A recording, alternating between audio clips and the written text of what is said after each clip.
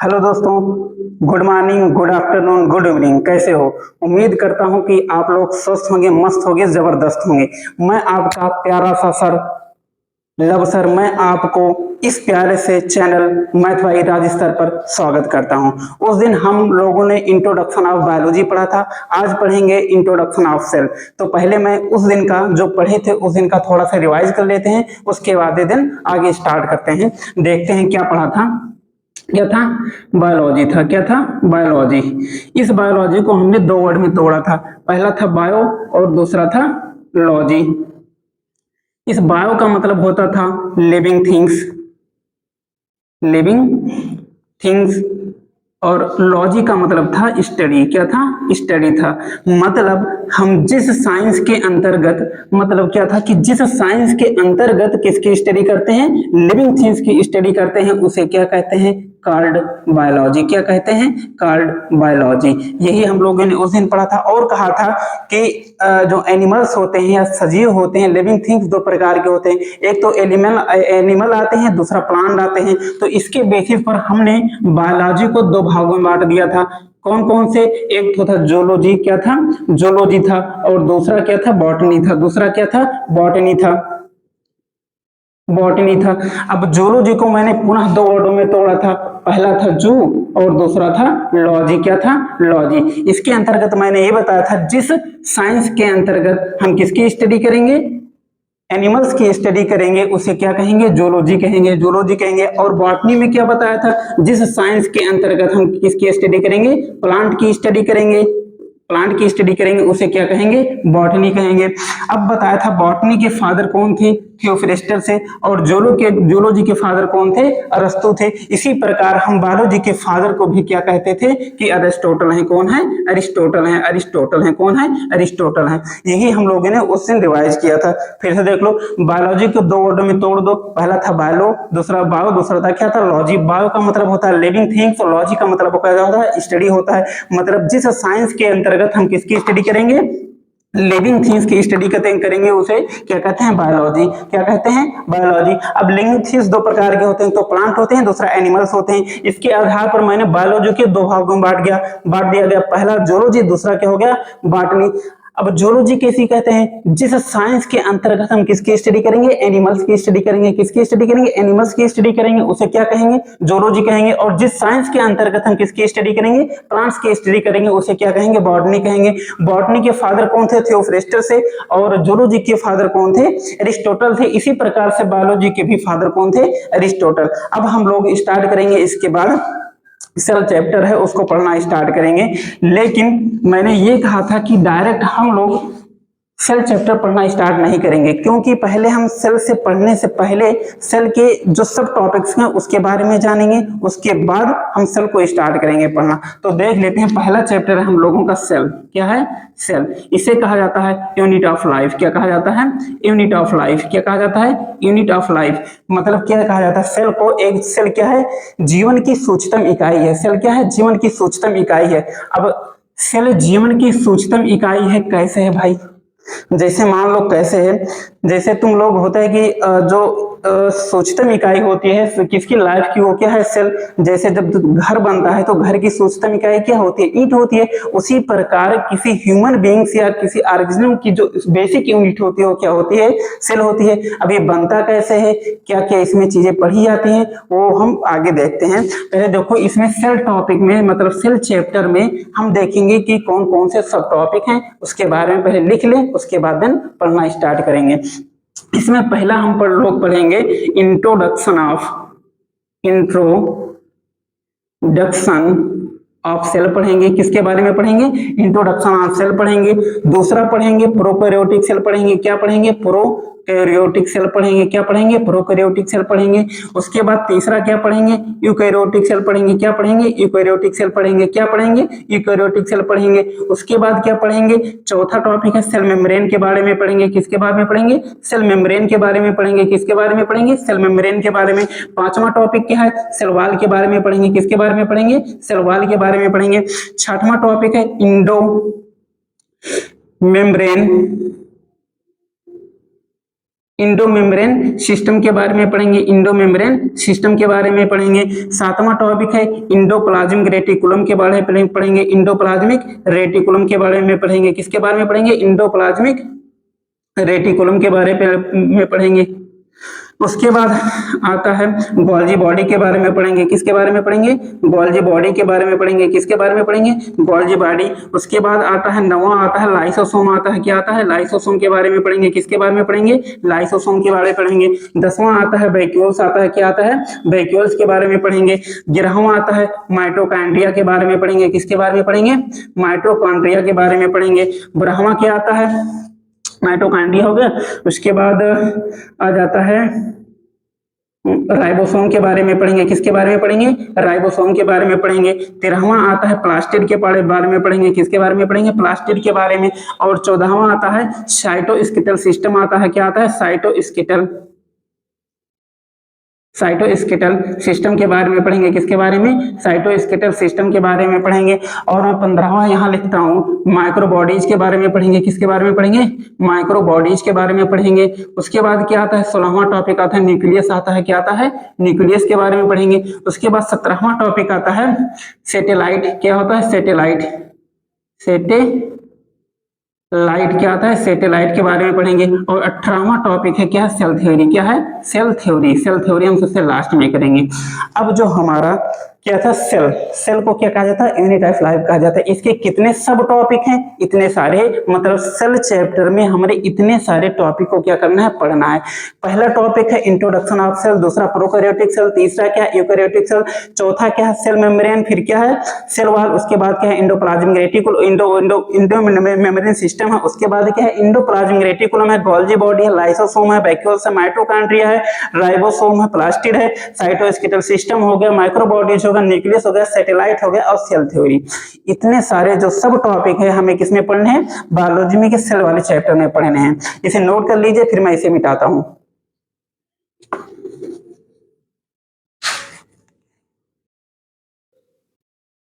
अब हम लोगों का पहला जो टॉपिक है क्या है? Introduction of cell. क्या है? Introduction of cell. सबसे पहले हम किसके बारे में पढ़ेंगे? सेल के बारे में पढ़ेंगे।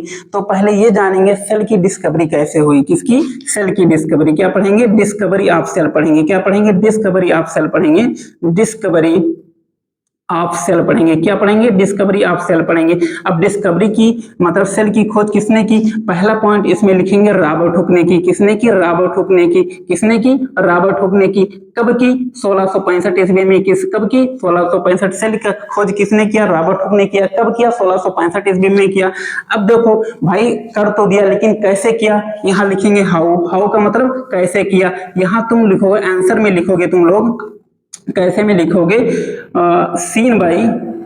Scene cork cells. क्या देखा था? Seen cork cells. क्या देखा था? सीन कॉर्क सेल्स, जो क्या होता था? डेड होता था। क्या होता था? डेड होता था, मतलब मरा हुआ जैसा होता था। उसके बाद कहां से देखा? ओक ट्री से। कहां से? Oak tree. एक ओक ट्री था, उसमें कॉर्क के स्लाइड से देखा था। किसके? कॉर्क के स्लाइड से देखा था। उसके बाद क्या था? जैसे उन्होंने देख लिया तो इसके अब हाउ कैसे खोज किया, उसके बाद इसका क्या आ जाएगा? स्ट्रक्चर आ जाएगा। क्या आ जाएगा? स्ट्रक्चर आएगा। ये क्या आएगा? स्ट्रक्चर आएगा। स्ट्रक्चर कैसा था? हनी कॉम्ब लाइक था। हनी कॉम्ब लाइक था। स्ट्रक्चर कैसा था? हनी कॉम्ब लाइक था। स्ट्रक्चर कैसा था? Honey comb like. अब हनी कॉम्ब लाइक कैसे होता है? बेंजीन का स्ट्रक्चर तुम लोग देखे हो? बेंजीन की स्ट्रक्चर जैसे जो हनी कॉम्ब लाइक होता है वैसे होता है। जैसे देख लो, ऐसे बना होता है।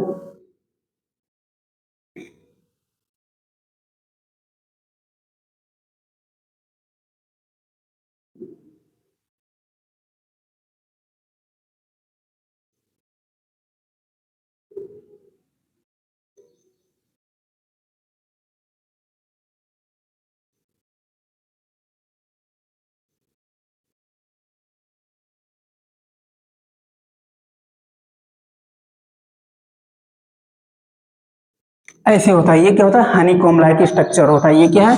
हनी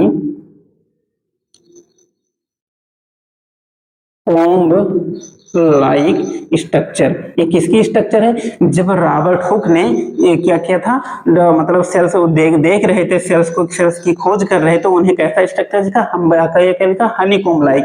अब ये देखो बीच में जो हनी कॉम्ब लाइक स्ट्रक्चर है, कैसा? इम्पटी है। तो हम इसमें क्या लिख सकते हैं? ये एक क्या था? इम्पटी स्ट्रक्चर था। इम्पटी इम्पटी स्ट्रक्चर था। कैसा था?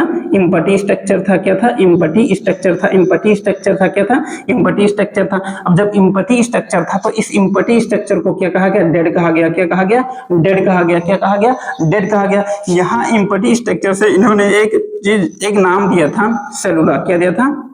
सेलुला दिया था। क्या दिया था? सेलुला। इस सेलुला को डिस्क्राइब किया था। कहाँ डिस्क्राइब किया था?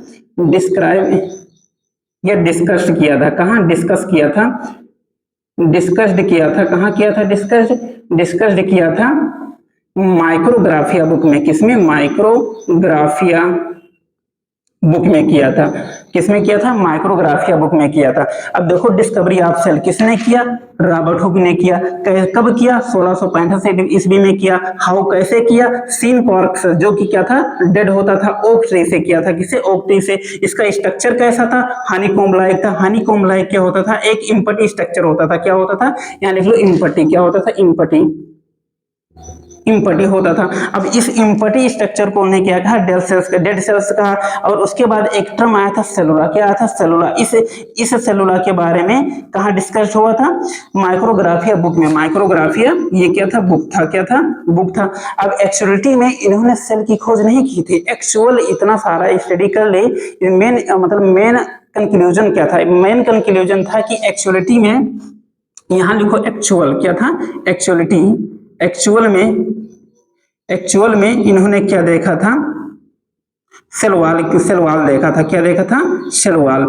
क्या देखा था? सेलवाल। अगर हम ये कहें कि रॉबर्ट हुक ने किसका खोज किया था? सेलवाल का, आंसर ये भी आएगा। और दूसरा कहेंगे कि सेल की खोज किसने की, तो भी आंसर सेल रॉबर्ट हुक ही आएंगे, दोनों में होता। उन्होंने सेल की खोज नहीं की थी, एक्चुअलिटी में किसकी खोज की थी? सेलवाल की खोज की थी। अब इनके 9 साल बाद, आफ्टर 9 ईयर, यहां लिख लेते हैं हम after 9 year. After 9 years, 9 years बाद यानी 1974 ईस्वी में एक साइंटिस्ट आए। उस साइंटिस्ट का क्या नाम था? एंटॉन वान लुई वेन हाँ। क्या नाम था? एंटॉन वान लुईवेन हाँ। क्या नाम था? एंटॉन वान लुईवेन हाँ। इन्होंने किसकी खोज की? लिविंग सेल की खोज की। किसकी खोज की? Living cell. किसकी खोज की? लिविंग सेल की खोज की। किसकी खोज की थी? लिविंग सेल की खोज की। और वो लिविंग सेल क्या था? मोटाइल था। क्या था? मोटाइल था। क्या था? मोटाइल सेल था। क्या था? मोटाइल सेल था। अब मोटाइल सेल में जैसे लाइक एग्जाम्पल आ जाएगा प्रोटोजोआ, प्रोटोजोआ और बैक्टीरिया। क्या आ जाएगा? बैक्टीरिया आ जाएगा। क्या आ जाएगा? बैक्टीरिया आ जाएगा। क्या आ जाएगा? बैक्टीरिया आ जाएगा। अब कहा जाए कि 1974 ईस्वी में कौन आए? एंटॉन वान ल्यूवेनहाक आए, जिन्होंने किसकी खोज की? लिविंग सेल की खोज की। और वो लिविंग सेल क्या था? मोटाइल सेल था। इस मोटाइल सेल के एग्जाम्पल है प्रोटोजोआ और बैक्टीरिया। इसके बाद आते हैं 1831 ईस्वी में। 1831 ईस्वी में कौन आता है? Robert Brown. कौन आते हैं? Robert Brown. Robert Brown. कौन आते हैं? Robert Brown. Robert Brown. इन रॉबर्ट ब्राउन ने किसकी खोज की? डिस्कवरी ऑफ, यहां लिखो डिस्कवरी ऑफ। डिस्कवरी ऑफ क्या खोजा था? न्यूक्लियस खोजा था। क्या खोजा था? न्यूक्लियस खोजा था। क्या खोजा था? न्यूक्लियस खोजा था। क्या खोजा था? न्यूक्लियस खोजा था। अब इस न्यूक्लियस को हम क्या कहते हैं? ब्रेन ऑफ सेल कहते हैं। क्या कहते हैं? ब्रेन ऑफ सेल कहते हैं। क्या कहते हैं? ब्रेन ऑफ सेल कहते हैं। क्या कहते हैं? ब्रेन ऑफ सेल कहते हैं। एक बार फिर से पूरा हम रिवाइज करते हैं। Discovery of cell, discovery cell की खोज किसने किया? रॉबर्ट हुक ने किया। कब किया? 1665 ईस्वी में। कैसे किया? सीन कॉर्क्स, कॉर्क्स से देखा था। कहां? जो कि ओक ट्री में मिलता है। स्ट्रक्चर कैसा था? Honeycomb like. Honeycomb like structure मधुमक्खी के छत्ते के आकार के था। उसके बाद ये बीच बीच में क्या होता है? इम्पटी होता है, इसलिए इसे इम्पटी स्ट्रक्चर कहा गया, जो कि क्या होता था? डेड। यहीं से एक टर्म आया सेलुला। सेलुला तो डिस्कस किस बुक में किया था? माइक्रोग्राफिया बुक में किया था। अगर ये पूछा जाए कि रॉबर्ट हुक के बुक का क्या नाम था, तो क्या नाम है? माइक्रोग्राफिया। उसके बाद 1665 ईस्वी में इसने सेल की खोज कर दी। उसके 9 ईयर बाद कौन आए? 9 ईयर बाद कौन आए? 1974 ईस्वी में एंटॉन वान लुईवेनहाक आए। इन्होंने किसकी खोज की? लिविंग सेल की खोज की। लिविंग सेल क्या होता था? मोटाइल सेल होता था। जो एग्जांपल आता है प्रोटोजोआ, बैक्टीरिया। उसके बाद 1831 ईस्वी में कौन आए? रॉबर्ट ब्राउन आए। रॉबर्ट ब्राउन ने डिस्कवरी की। किसकी डिस्कवरी की? न्यूक्लियस की। और न्यूक्लियस को क्या कहा जाता है? ब्रेन ऑफ सेल कहा जाता है। ब्रेन ऑफ सेल कहा जाता है। इतना लेक्चर पॉज करके रोको, उसके आगे फिर पढ़ाते हैं। उम्मीद है आप लोग लिख लेंगे। इसके आगे हम स्टार्ट करेंगे cell. So what is cell? Cell क्या है? हम क्या डालेंगे? सेल। क्या डालेंगे? सेल। यूनिट ऑफ लाइफ क्या था? यूनिट ऑफ लाइफ था। क्या था? यूनिट ऑफ लाइफ था। क्या था? Unit of life. क्या था? सेल को क्या कहा जाता है? Unit of life. अब इसमें हम पढ़ेंगे कि व्हाट इज सेल। क्या पढ़ेंगे? What is cell. क्या पढ़ेंगे? What is cell. सेल क्या होता है? क्या पढ़ेंगे? व्हाट इज सेल क्या होता है? सेल को कहा जाता है, अगर इसका डिफिनेशन देखें तो इसका डिफिनेशन होता है cell is the structural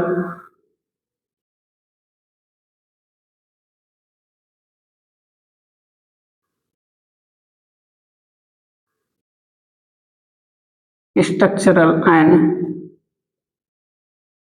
functional unit of life।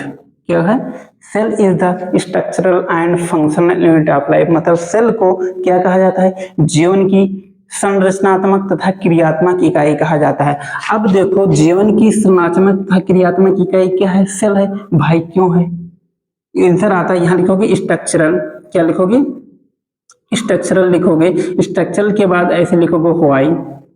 Y मतलब क्यों कहा गया।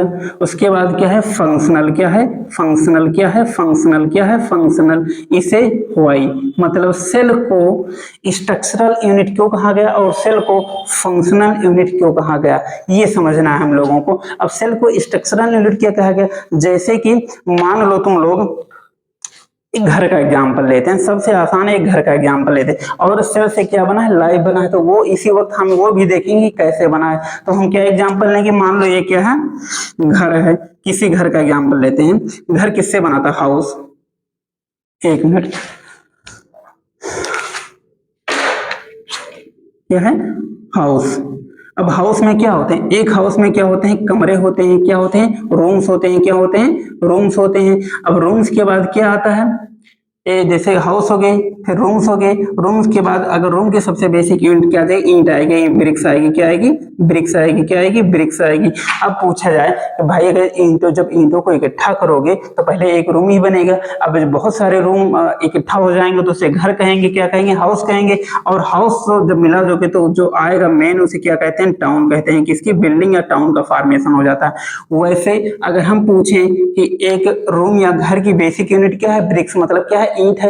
वैसे जो हमारे बॉडी की सबसे सूक्ष्म इकाई है वो क्या है? सेल। अगर हम सेल्स को इकट्ठा करें, किसको करें? सेल्स को इकट्ठा करें तो क्या बनेगा? टिश्यू बनेगा। क्या बनेगा? टिश्यू बनेगा। क्या बनेगा? टिश्यू बनेगा। और जब टिश्यू मिलेंगे तो क्या बनेगा? आर्गन बनेगा। क्या बनेगा? आर्गन बनेगा। और जब आर्गन को इकट्ठा करेंगे तो क्या बनेगा? आर्गन सिस्टम बनेगा। क्या बनेगा? Argon system. क्या बनेगा? Argon system. क्या बनेगा? Argon system. और इस आर्गन सिस्टम को मिलाकर एक क्या बनता है? Human body. क्या बनता है? Human body. क्या बनता है? Human body. जैसे कि हम कंपेयर किए हैं ब्रिक्स। ब्रिक्स से बनकर मान लो एक रूम बनता है। पहले रूम ही बनता है, उसके बाद घर बनेगा। घर के बाद क्या आता है? एक टाउन बनेगा। क्या बनेगा? घर हो गया। फिर उसके बाद क्या बनेगा? टाउन। उसी प्रकार से हमारा जो शरीर का निर्माण हुआ है सेम इसी प्रकार से हुआ है। अब इसे स्ट्रक्चरल और फंक्शनल कैसे कहा गया? मैंने मान लिया कि घर की एक बेसिक यूनिट क्या है? ब्रिक्स मतलब ईंट है। उसी प्रकार से हम लोगों की बेसिक यूनिट क्या है? सेल्स है। अब अगर हम ईंट को सिक्वेंसली एक प्रॉपर वे में अगर कलेक्ट किया जाए, इकट्ठा किया जाए तो उसे अब एक बढ़िया सा स्ट्रक्चर बनेगा, एक अच्छा स्ट्रक्चर बनेगा। तभी तो अगर एक ईंट कहीं, जैसे ये घर बनाना है, मान लो ये घर बनाना है, ऐसे घर है।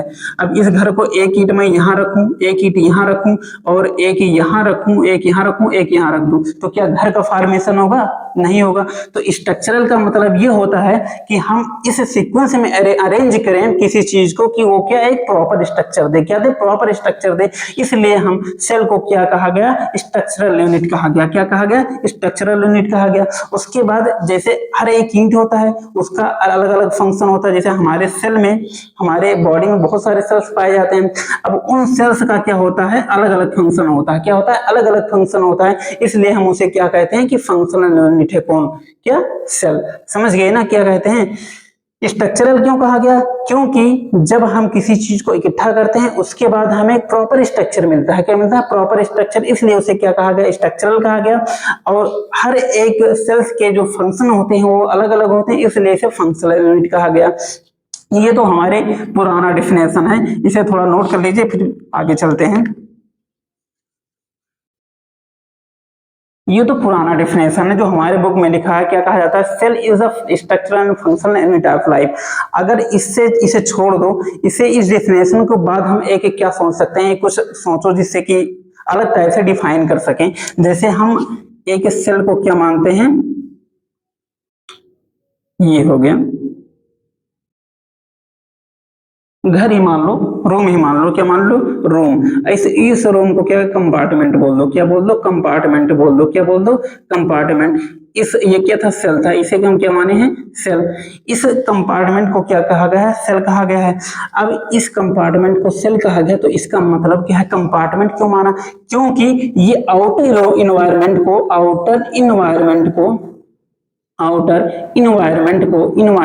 को सेपरेट करता है। क्या करता है? सेपरेट करता है। क्या करता है? सेपरेट करता है। किससे करता है?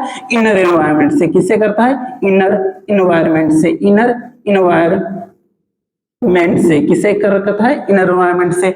अगर हम सेल को एक क्या माने? कंपार्टमेंट या चैम्बर माने तो उसे क्या? सेल को एक क्या माने? कंपार्टमेंट या चैम्बर। तो इसे कंपार्टमेंट और चैम्बर मानने का मतलब क्या है? इसलिए माना गया क्योंकि ये आउटर इन्वायरमेंट को सेपरेट करता है। क्या करता है? सेपरेट करता है। किससे? इनर एनवायरमेंट से। अब भाई सेपरेट करने का मतलब क्या है? और इसके ऊपर एक लेयर पाई जाती है, एक क्या पाई जाती है? लेयर। जैसे तुम्हारे रूम के बाहर एक दीवार पाई जाती है, इसे उसी प्रकार इसके बाहर भी एक लेयर पाई जाती है। इस लेयर को क्या कहते हैं? Cell membrane. क्या कहते हैं? सेल मेम्ब्रेन कहते हैं। क्या कहते हैं? सेल मेम्ब्रेन कहते हैं। क्या कहते हैं? Cell membrane. जो किसकी बनी होती है? लिपिड की बनी होती है। किसकी बनी होती है? लिपिड की बनी होती है। अब ये सेल मेम्ब्रेन किसको अलग करती है? आउटर इन्वायरमेंट को इनर इन्वायरमेंट से अलग करती है। क्यों करती है? क्योंकि इसके अंदर क्या चलते हैं? रिएक्शन चलते हैं। इसके बाहर भी रिएक्शन चलते हैं। तो सेल के अंदर यानी इनर इन्वायरमेंट में, इन्वायरमेंट इन्वायरमेंट में क्या चलता है? केमिकल रिएक्शंस होते हैं। क्या होते हैं? केमिकल रिएक्शंस होते हैं। क्या होते हैं? केमिकल रिएक्शंस होते हैं। क्या होते हैं? केमिकल रिएक्शंस होते हैं। अब कौन से केमिकल रिएक्शंस होते हैं? मेटाबॉलिक केमिकल रिएक्शन होते हैं। कौन से? मेटाबॉलिक रिएक्शन होते हैं। कौन से रिएक्शन होते हैं? मेटाबॉलिक रिएक्शन होते हैं। मेटाबॉलिक रिएक्शन को कहते हैं उपापचयी अभिक्रिया। अब मेटाबॉलिक रिएक्शन किसके हेल्प से होते हैं? Occurs with the help of enzyme. किससे होते हैं? एंजाइम से होते हैं। किससे होते हैं? किसके मदद से होते हैं? एंजाइम की मदद से होते हैं। अब एंजाइम की मदद से कौन से रिएक्शन होते हैं? Metabolic reaction. मेटाबॉलिक रिएक्शन को क्या कहते हैं? Chemical reaction. और ये कहाँ होता है? Inner environment. इनर एनवायरनमेंट को क्या कहा जाता है? साइटोप्लाज्म कहा जाता है। क्या कहा जाता है? साइटोप्लाज्म कहा जाता है। जो कि क्या होता है? ये किस नेचर का होता है? सेमी फ्लूइड होता है। क्या होता है? सेमी। इसका नेचर यहाँ लिख लो, नेचर। इसका नेचर कैसा होता है? सेमी फ्लूइड होता है। क्या होता है? सेमी फ्लूइड होता है। अब ये बताओ तुम लोग, जैसे सेल के अंदर भी रिएक्शन है और सेल के बाहर भी रिएक्शन है, दोनों मतलब यहाँ भी केमिकल रिएक्शन चल रहा है, यहाँ भी केमिकल रिएक्शन चल रहा है, तो हम ये कह सकते हैं क्या सभी रिएक्शन को मेटाबॉलिक रिएक्शन कह सकते हैं? क्या सभी रिएक्शन को मेटाबॉलिक रिएक्शन कह सकते हैं? अगर कह सकते हैं तो क्यों कह सकते हैं? अगर नहीं कह सकते हैं तो क्यों नहीं कह सकते हैं? पॉइंट तो होना चाहिए ना। तो जो सेल के अंदर रिएक्शन चलते हैं उन्हीं रिएक्शन को हम क्या कहते हैं? Metabolic reaction. मेटाबॉलिक रिएक्शन इसलिए कहा जाता है क्योंकि किसके हेल्प से होते हैं? एंजाइम के हेल्प से होते हैं। हम ये नहीं कह सकते, जैसे हम कह सकते हैं कि सेल के अंदर भी मेटाबॉलिक रिएक्शन हो सकते हैं, सेल के बाहर भी मेटाबॉलिक रिएक्शन हो सकते हैं, लेकिन उसके लिए किसकी रिक्वायरमेंट होगी? एंजाइम की रिक्वायरमेंट होगी। जब तक एंजाइम की हेल्प से रिएक्शन नहीं होगा तब तक हम उसे मेटाबॉलिक रिएक्शन नहीं कह सकते हैं। तो हम एक कंक्लूजन निकालते हैं कि सभी रिएक्शन मेटाबॉलिक रिएक्शंस नहीं होती हैं। मेटाबॉलिक रिएक्शंस उन्हीं होती हैं जो कि किसके हेल्प से होती हैं? एंजाइम के हेल्प से होती हैं। किसके हेल्प से होती हैं? एंजाइम के हेल्प से होती हैं। अब इसके अंदर क्या पाया जाता है? इसके अंदर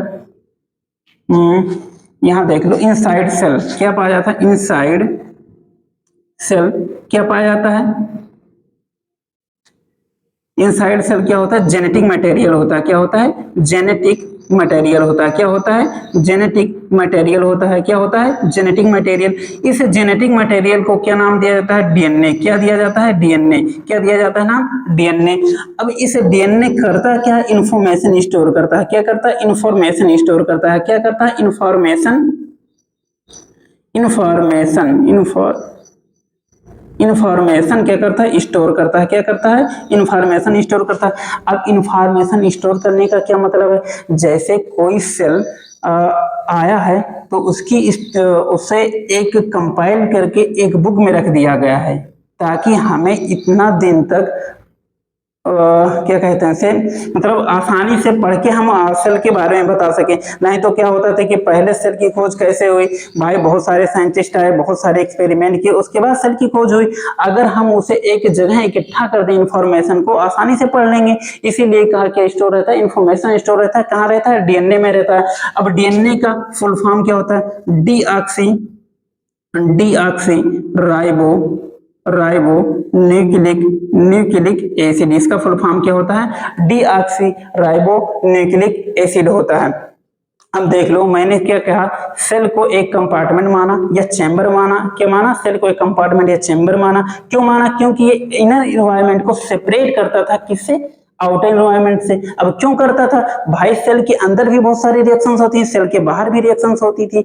अब सेल के अंदर जो रिएक्शंस होती थी, इनर एनवायरनमेंट, उसे क्या कहा गया, केमिकल रिएक्शन जो होती है, उन केमिकल रिएक्शन को क्या कहा गया, मेटाबॉलिक रिएक्शन कहा गया। मेटाबॉलिक रिएक्शन क्यों कहा गया, क्योंकि वो किसके हेल्प से होती थी, एंजाइम के हेल्प से होती थी। अब इसी के अंदर क्या होता था, जेनेटिक मटेरियल भी पाया जाता है। क्या, जेनेटिक मटेरियल। उस जेनेटिक मटेरियल को क्या कहा गया, डीएनए कहा गया। डीएनए का फुल फॉर्म होता है डीऑक्सी राइबो न्यूक्लिक एसिड होता है। और डीएनए क्या करता है, इंफॉर्मेशन को स्टोर करता है। क्या करता है, इंफॉर्मेशन को स्टोर करता है। अब सेल के अंदर भी क्या पाए जाते हैं, ऑर्गेनेल पाए जाते हैं। इसी के अंदर क्या पाए जाते हैं, ऑर्गेनेल। क्या पाए जाते हैं, ऑर्गेनेल्स पाए जाते हैं। क्या पाए जाते हैं, ऑर्गेनेल्स पाए जाते हैं। ऑर्गेनेल्स पाए जाते हैं। क्या पाए जाते हैं, ऑर्गेनेल्स। जैसे ऑर्गेनेल्स में क्या हो गया, राइबोसोम हो गया। क्या हो गया, राइबोसोम हो गया। अब राइबोसोम क्या करता है, प्रोटीन सिंथेसिस करता है। क्या करता है, प्रोटीन सिंथेसिस करता है। क्या करता है, प्रोटीन सिंथेसिस करता है। क्या करता है, प्रोटीन सिंथेसिस करता है। क्या करता है, प्रोटीन सिंथेसिस। इतना सारा लिख लो। अब यहां से आगे हम लोग कल पढ़ेंगे। धन्यवाद।